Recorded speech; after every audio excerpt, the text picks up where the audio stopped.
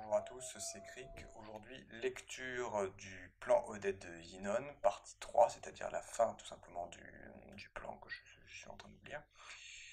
Nous en étions restés la dernière fois au point 23, nous passons au point 24.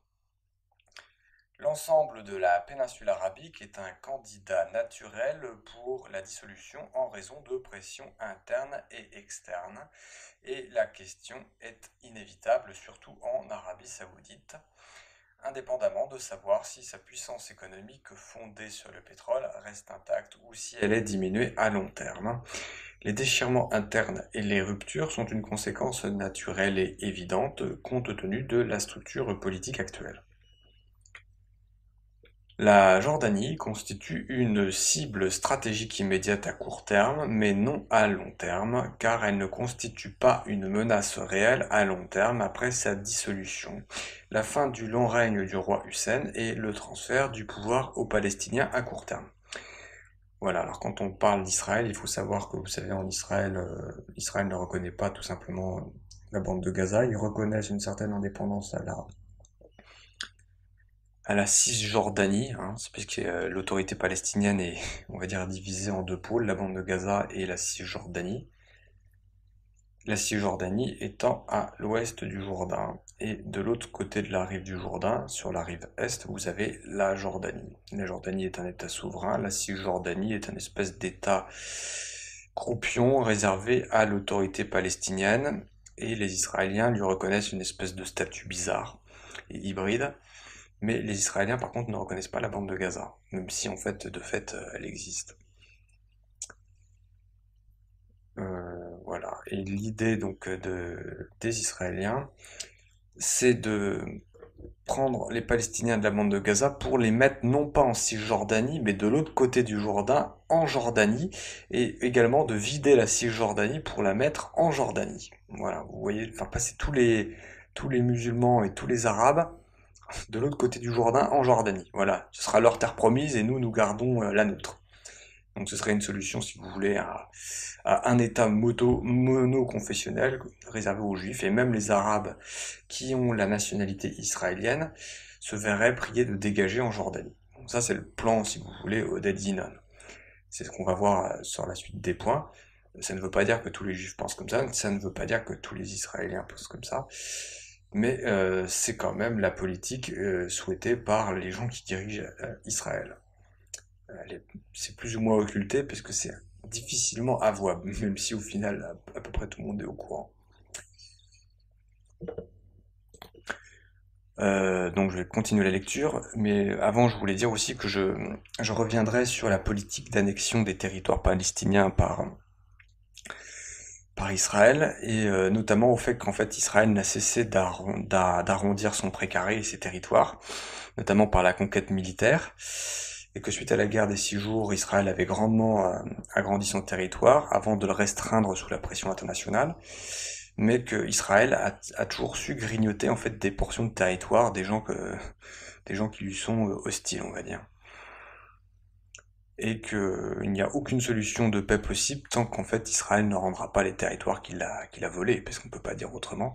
C'est une violation tout simplement du droit international avec les gens qui ferment les yeux, les pays occidentaux qui ferment les yeux là-dessus.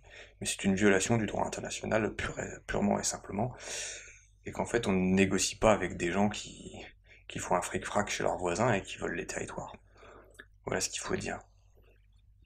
Nonobstant la bêtise arabe et le fait qu'il soit divisé et qui se laisse complètement circonvenir par Israël.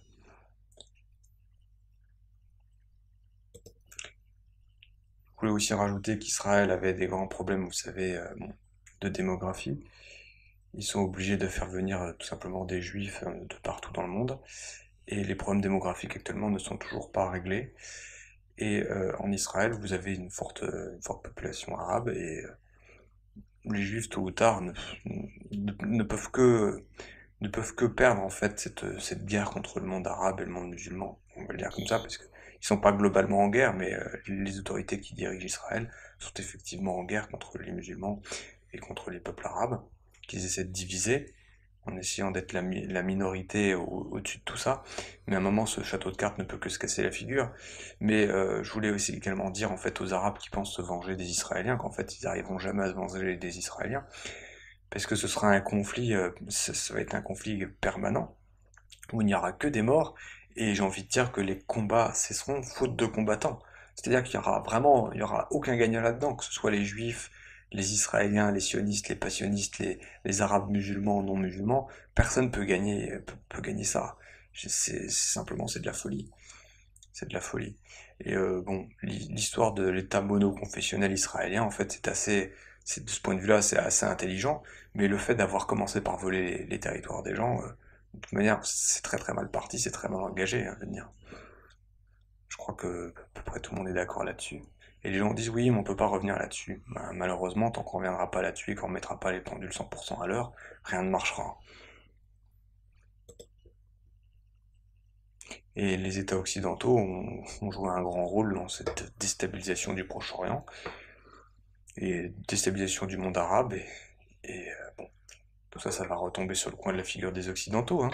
Et quand on parle des Occidentaux, on parle des élites dites occidentales qui, en fait, sont, on va bel et bien le dire, dans les mains d'une petite minorité médiatique et financière.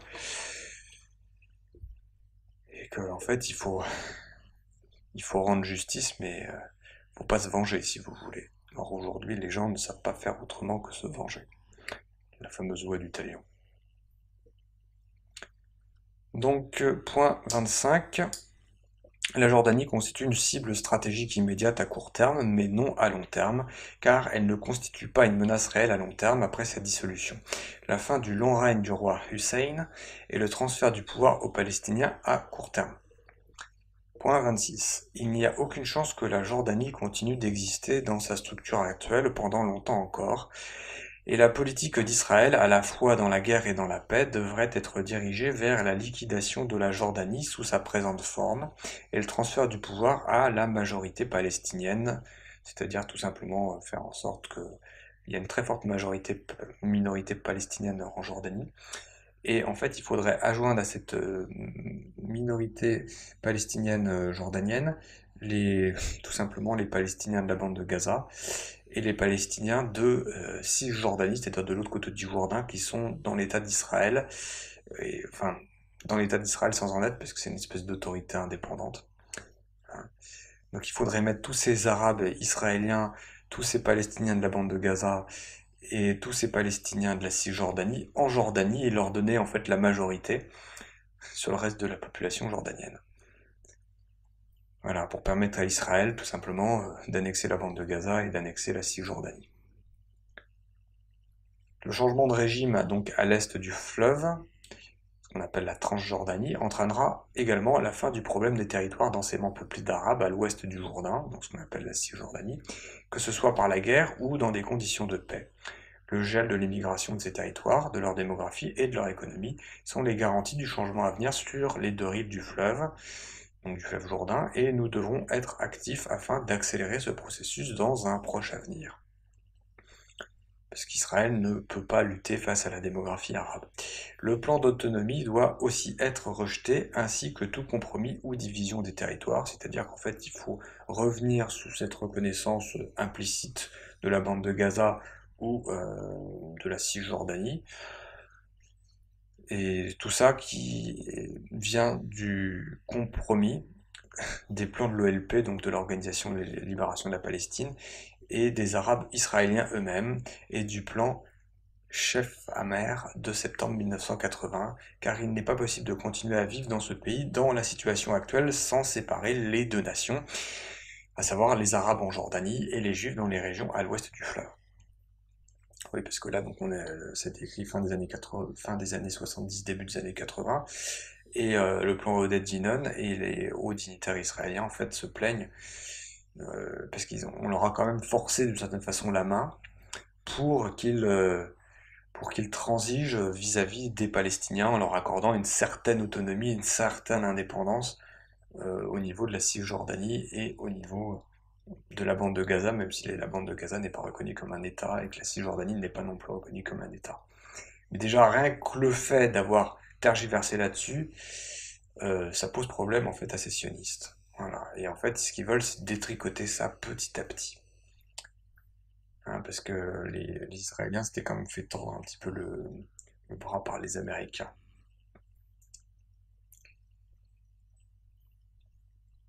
La véritable coexistence et la paix régneront sur la terre seulement quand les Arabes comprendront que sans la domination juive entre le Jourdain et la mer, ils n'auront ni existence ni sécurité, une nation qui leur est propre et la sécurité leur sera uniquement possible en Jordanie. Voilà.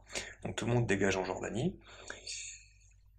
Et ça n'empêchera pas qu'on fera des États croupions tout autour, qu'on morcellera la Jordanie, qu'on morcellera un peu plus le Liban, un peu plus la Syrie, avec des factions.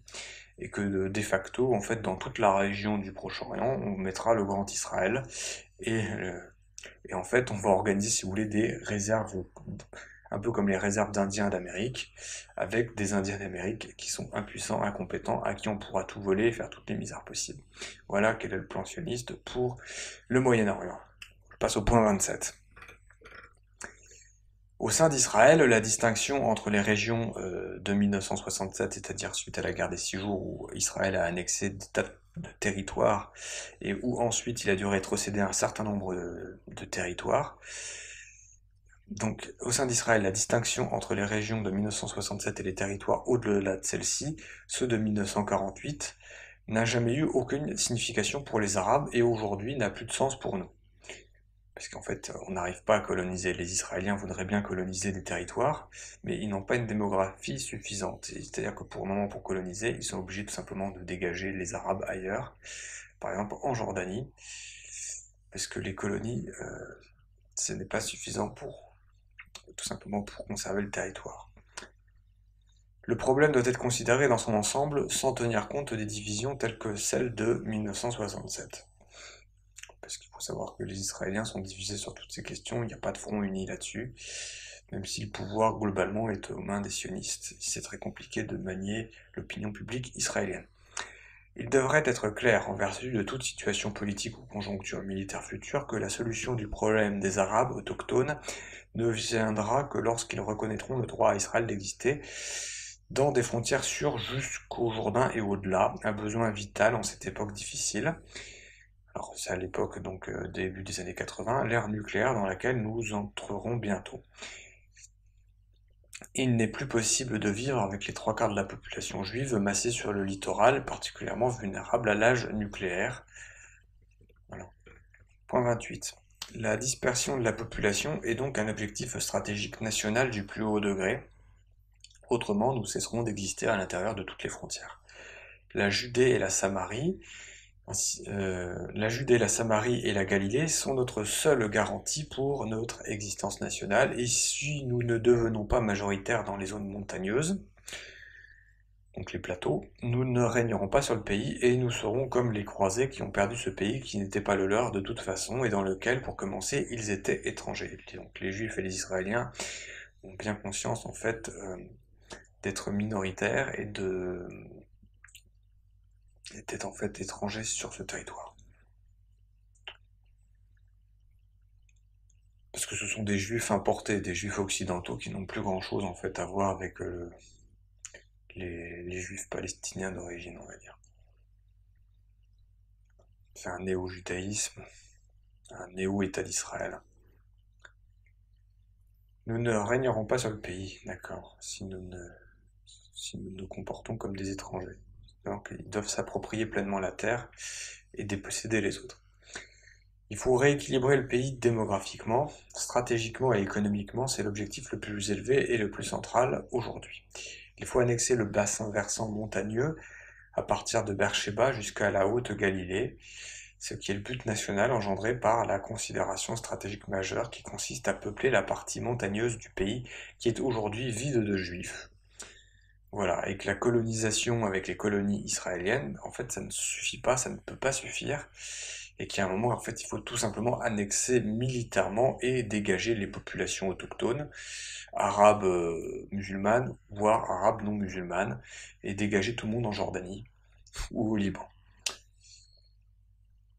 Point 29. Réaliser nos objectifs sur le front oriental dépend tout d'abord de la réalisation de cet objectif stratégique interne. La transformation de la structure politique et économique afin de permettre la réalisation de ces objectifs stratégiques est la clé de la réalisation de ce complet changement. Nous devons passer d'une économie centralisée dans laquelle le gouvernement est largement impliqué à un marché ouvert et libre, mais aussi passer de la dépendance vis-à-vis des contribuables américains à l'élaboration par nos propres moyens d'une véritable infrastructure économique productive. Si nous ne sommes pas capables de faire ce changement librement et volontairement, nous y serons contraints par les évolutions du monde, surtout dans les domaines de l'économie, de l'énergie et de la politique, et par notre propre isolement grandissant. Oui, Israël est un petit État, entouré de voisins qui ne l'apprécient pas forcément, mais qui sont quand même profondément divisés. Et Israël doit être à même d'être autonome vis-à-vis notamment de son soutien américain, donc de son golem. Et Israël a tout intérêt à arrêter d'être subventionné et doit pouvoir se débrouiller économiquement. À savoir qu'Israël a également des problèmes avec ses voisins au niveau, si vous voulez, de la politique de l'eau. Il y a une guerre de l'eau, notamment avec l'eau qui pompe dans le Jourdain. Ça pose des problèmes avec si vous voulez, les pays en aval du Jourdain qui ont des problèmes avec l'eau. Ils ont des problèmes également avec la côte, avec le pétrole et le gaz qu'ils voudraient exploiter notamment sur la côte libanaise. Ils voudraient reprendre tout simplement le Sinaï aux Égyptiens et le canal en direction de la mer Rouge, hein, le canal de Suez. Et que quand les gens appellent au boycott d'Israël, bah, Israël se sent profondément mal parce que l'armée c'est une chose, mais l'économie c'est encore plus important. Voilà. D'où cette hystérie médiatique quand on parle du boycott d'Israël, en expliquant qu'il faut bien évidemment distinguer Israël d'un point de vue économique d'Israël d'un point de vue militaire, ce qui en fait n'est pas tenable parce que c'est une unité, si vous voulez, politique et économique. Et bien qu'il existe des Israéliens sincères et pour une justice sociale et qui ne sont pas pour la ségrégation des Arabes et des musulmans, de fait, l'installation des colonies israéliennes et l'installation même d'un État d'Israël en Palestine est en fait est un vol organisé des populations autochtones. On ne peut pas dire autrement et on ne pourra pas réparer des injustices par d'autres injustices. Et qu'il n'existe pas de solution, à mon sens, que la disparition de l'État d'Israël, ce qui ne sera pas sans l'explosion d'une guerre majeure perpétuelle dans la zone et au Moyen-Orient, et je pense à titre personnel que les combats cesseront faute de combattants, et que même si tous les Arabes arrivaient à s'unir contre Israël, ils ne gagneraient jamais cette guerre contre Israël, c'est mon avis personnel. Voilà. Point 30 et point 31, et ensuite la conclusion. Point 30. D'un point de vue militaire et stratégique, l'Occident, dirigé par les États-Unis, est incapable de résister aux pressions de l'URSS à l'échelle mondiale. Je rappelle que le plan Odedinon a été écrit fin des années 70, début des années 80, c'est-à-dire avant la chute de l'URSS. À savoir que l'URSS soutenait les dirigeants arabes au Moyen-Orient. Et quand l'URSS s'est effondrée, les Arabes se sont retrouvés démunis et les États-Unis ont su mettre en pièces le Moyen-Orient. Israël doit donc rester seul dans les années 80 sans aucune assistance étrangère militaire ou économique, ce qui s'est avéré faux parce que les Américains en fait les ont aidés.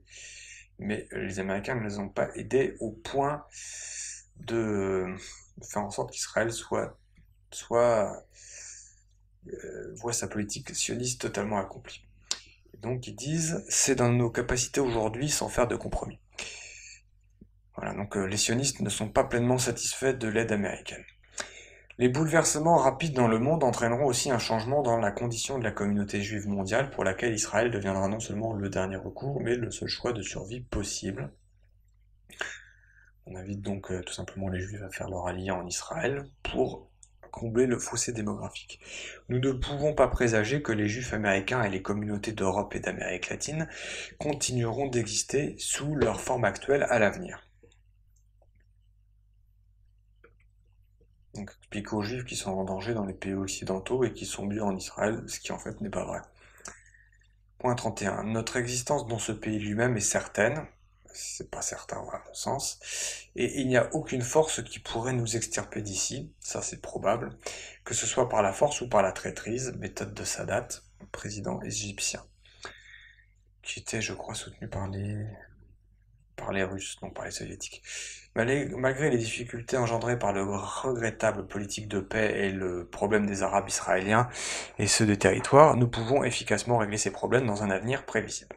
Oui, les Israéliens en veulent particulièrement, les Juifs sionistes et les Israéliens en veulent particulièrement aux Américains qui pourtant les ont soutenus, parce que les Américains ont ménagé la chèvre et le chou en donnant un certain nombre de gages quand même aux Arabes israéliens et aux Palestiniens. C'est-à-dire que personne n'est satisfait. Si vous voulez, les sionistes ne sont pas satisfaits par les États-Unis et les Palestiniens ne sont pas satisfaits par les États-Unis. Voilà. Donc une politique assez compliquée, un peu difficile à expliquer. Alors en conclusion, la conclusion en fait ne fait pas partie du plan Oded-Inon, c'est une conclusion par Israël Shaak, donc un juif israélien, antisioniste et qui a traduit ce plan Oded-Inon en anglais, laquelle traduction anglaise a été ensuite retraduite en français. Ça c'est la conclusion donc du traducteur Israël Shaak. Je lis sa conclusion qui tient en plusieurs points. 3 points importants doivent être clarifiés afin d'être en mesure de comprendre le potentiel significatif de réalisation de ce plan sioniste pour le Moyen-Orient et aussi pourquoi il a dû être publié. Alors, le contexte militaire du plan Oded-Inon. Les modalités militaires de son plan n'ont pas été mentionnées ci-dessus, mais à de nombreuses occasions où quelque chose de très semblable est expliqué au cours des réunions à huis clos des membres de l'establishment israélien, ce point est clarifié. Il est supposé que les forces militaires israéliennes, dans toutes leurs branches, sont insuffisantes pour le travail d'occupation de territoires aussi vastes que ceux mentionnés ci-dessus. En fait, même en période d'intense agitation palestinienne en Cisjordanie, c'est-à-dire dans les territoires autonomes palestiniens à l'ouest du Jourdain et donc à l'est d'Israël, les forces armées israéliennes sont sollicitées quand même à leur maximum. La réponse à cela est la solution de gouverner au moyen des Haddad Forces, ou des associations villageoises, c'est-à-dire des milices de village, des forces locales aux mains de chefs complètement dissociés de la population, n'ayant même aucune structure féodale ou partisane, comme les phalangistes au Liban par exemple. Et là, quand on parle des Haddad Forces, ça a un rapport avec le major Saad Haddad, ancien officier de l'armée libanaise, qui pendant des années a dirigé sa propre milice dans le sud du Liban avec le soutien israélien. Et donc ce major Haddad gouvernait, on va dire, des sous-populations, je crois, druzes. Le major Haddad, qui lui doit être un chrétien maronite. Voilà. Qui donc œuvrait au Liban avec le soutien israélien, à savoir qu'au Liban, vous avez 5 grands territoires divisés avec des milices. Globalement, c'est ça. Voilà. C'est ce qu'on appelle les Haddad Forces au sud Liban. Donc c'est un plan de sous-État croupion, avec des petites milices, qu'Israël pourra tout simplement circonvenir en temps voulu, parce que l'armée israélienne, même si c'est une petite armée, c'est une armée quand même très puissante, et dotée d'un bel armement. En outre, la supériorité militaire israélienne dans une telle situation sera beaucoup plus grande qu'elle ne l'est encore aujourd'hui, de sorte que tout mouvement de révolte sera puni soit par humiliation massive, comme en Cisjordanie, donc une autorité pseudo-autonome palestinienne, et dans la bande de Gaza également, soit par le bombardement et l'anéantissement de villes comme au Liban en juin 1982, ou par les deux. Afin d'assurer cela, le plan, comme expliqué oralement, appelle à la mise en place de garnisons israéliennes dans des endroits stratégiques entre les mini-États équipés des forces mobiles destructrices nécessaires.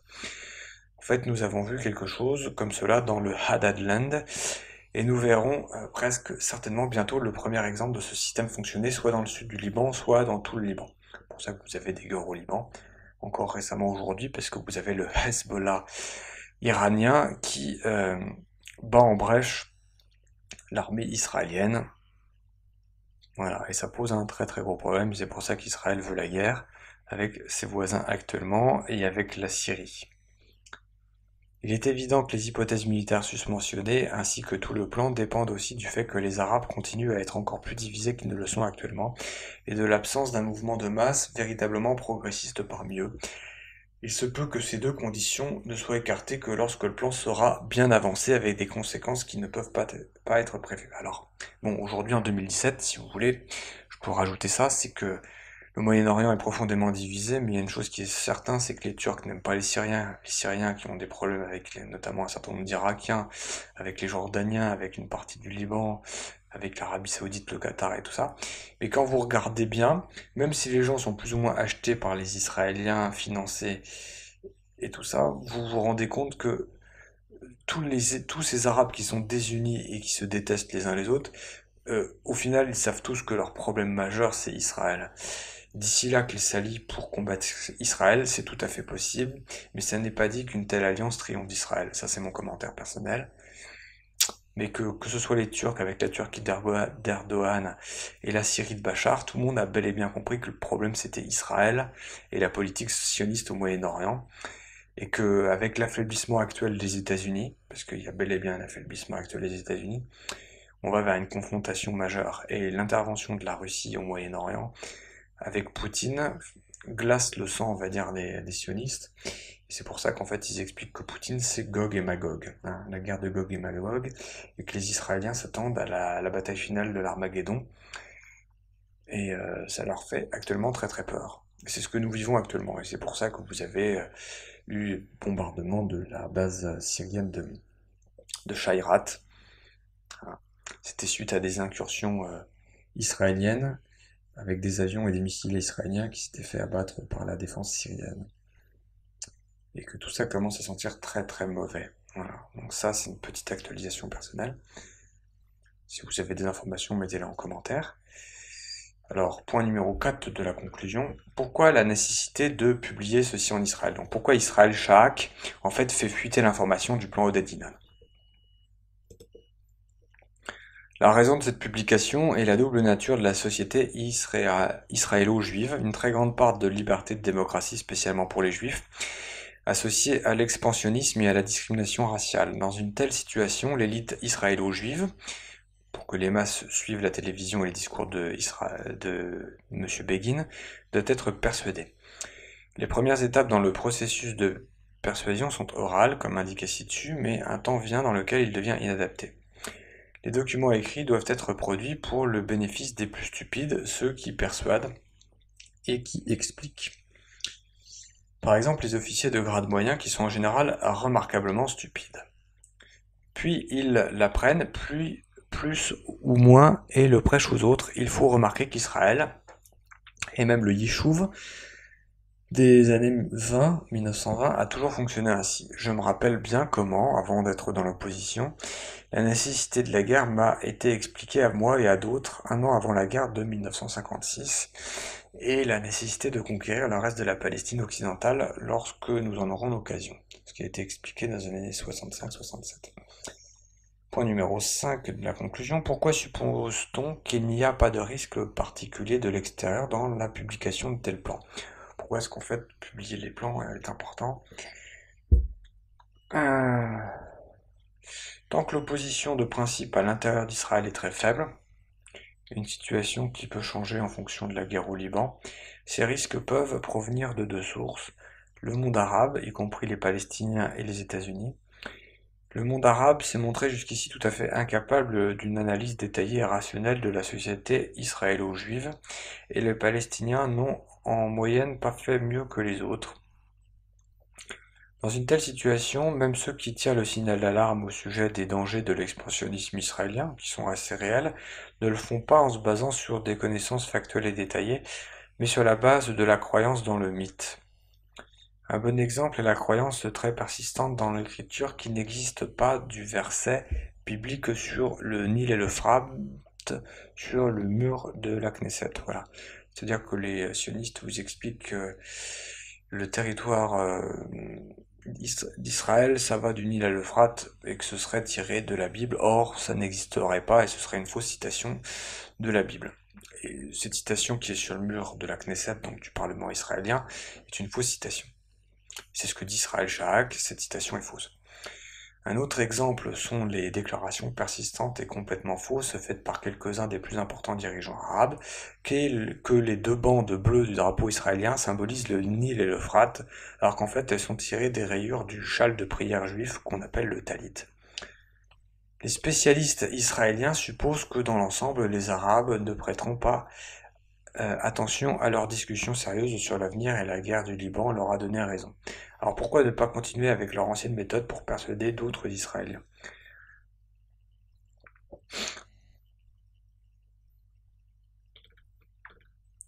Point 6. Aux États-Unis, une situation très semblable existe, du moins jusqu'à présent.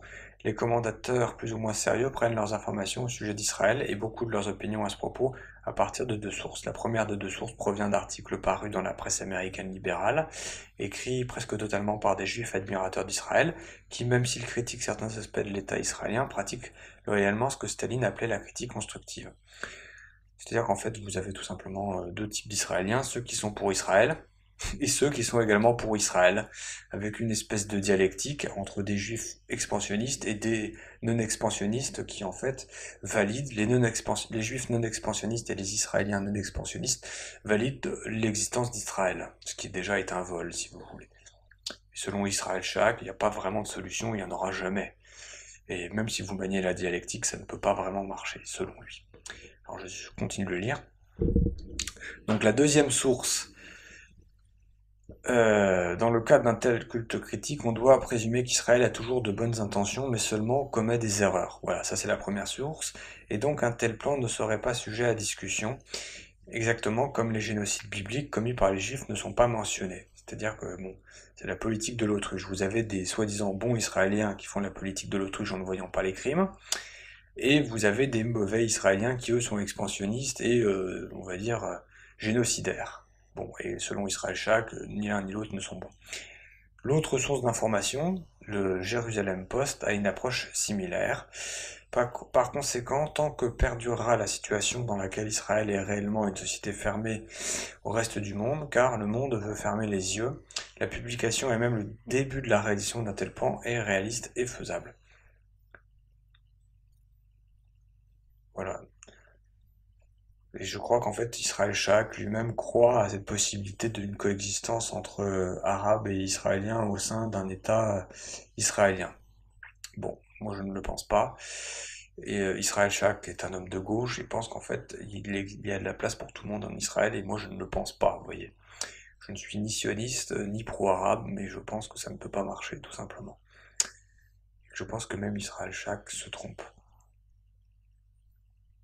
Même s'il perçoit effectivement qu'il y a une espèce de dialectique entre des pro-sionistes et des juifs plus acquis à la cause arabe israélienne.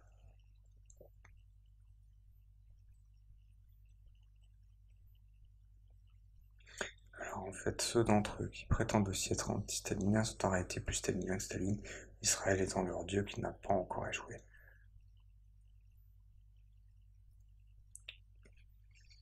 Voilà, donc c'est pas très très clair, je trouve que même Israël Shack est pas clair, mais qu'Israël Shack en fait est révolté par la politique sioniste, mais que moi je pense qu'il existe deux politiques sionistes, une politique dite intégrative et d'intégration et une politique qui n'est non intégrative, voilà. Mais que dans tous les cas, selon moi, ça ne marchera pas, et que même quelqu'un comme Israël Shack, en fait, bon, lui-même met la tête dans le sable, ça c'est mon avis. Mais que le mérite d'Israël Shack, c'est d'avoir traduit le plan Oded Zinon, voilà. Je ne cautionne pas Israël Shack, mais je pense que c'était intéressant. Alors à propos du traducteur et ensuite les notes, je ne lirai pas les notes qui sont pourtant intéressantes, mais un bref aperçu d'Israël Shack. Israël Shack est professeur de chimie organique à l'université hébraïque de Jérusalem et président de la Ligue israélienne pour les droits humains et civils. Il a publié de Shack Papers, des collections d'articles clés de la presse hébraïque et est l'auteur de nombreux articles et livres, parmi lesquels le non-juif dans l'État juif. Son dernier livre est Le rôle global d'Israël, les armes pour la répression, publié par le AAUG, donc AAUG qui est un comité d'Arabes israéliens, donc publié en 1982, Israël Shaak, qui est mort en 2001 et qui était né en 1933. Je vous remercie pour votre écoute. Je mettrai juste après des images de la colonisation israélienne, de l'annexion de territoire par Israël dans sa politique. Voilà, bien à vous, bonne journée.